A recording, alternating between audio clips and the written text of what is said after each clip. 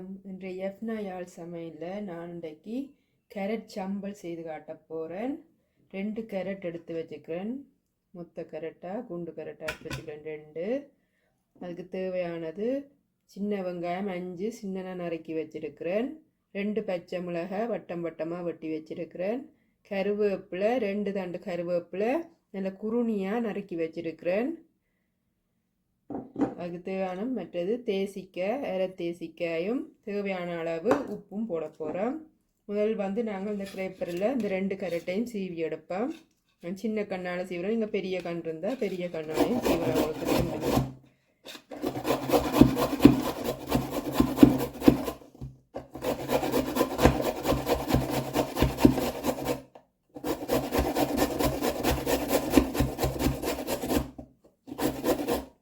முழுசாக சீவி எடுப்போம். கேரட் சீவி எடுத்துட்டேன். இனி இதுக்கு தேவையானதை போடுவோம். வெங்காயம், கருவேப்பிலை, பச்சை மிளகாய் சேர்ப்போம். சின்ன நான் நறுக்கிறீங்கடா கருவேப்பிலை அப்படியே சாப்பிடலாம். முழுசு பெருசாக இருந்தால் சாப்பிடலாது, கசக்கும். அதில் இப்படி சின்ன குருணியாக நடிக்கினா தெரியாது. சின்ன பிள்ளைகளுக்கும் தீர்த்திடலாம். அப்படியே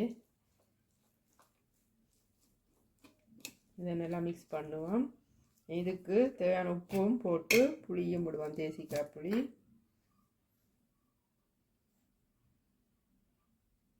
டீஸ்பூனால் 1 டீஸ்பூன் உப்பு போடுறேன்.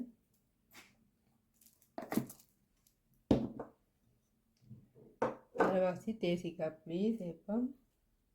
உங்களுக்கு புளி எவ்வளோ வேணுமோ அந்த அளவுக்கு ஏற்ற மாதிரி புளி சேருங்கோ.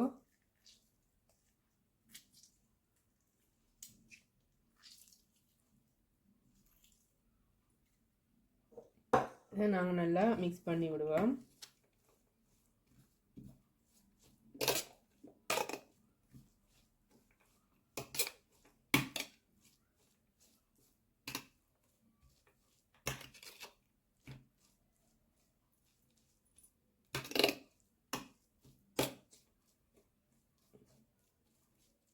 நல்லா மிக்ஸ் பண்ணிவிட்டு நாங்கள் இதை சோறோடு சாப்பிட்லாம். நல்லா இருக்கும்.